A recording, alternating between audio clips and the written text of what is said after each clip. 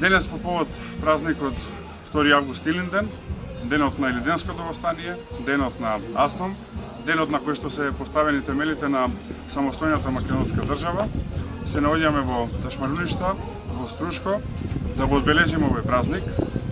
Тука имало силна револуционерна дејност.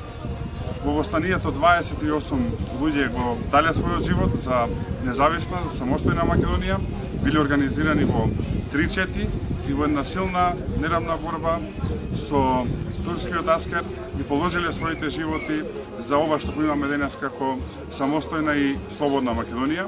Тука сме да им оддадеме почит на овие жртви, да се сеќаваме на нив и со својот пиетет да им се одолжиме со создавање на една силна и просперитетна држава.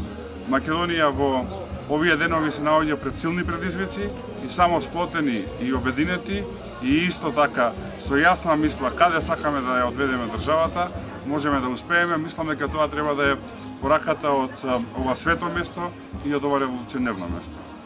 Нека е честит Илинден и за многу години да го славиме.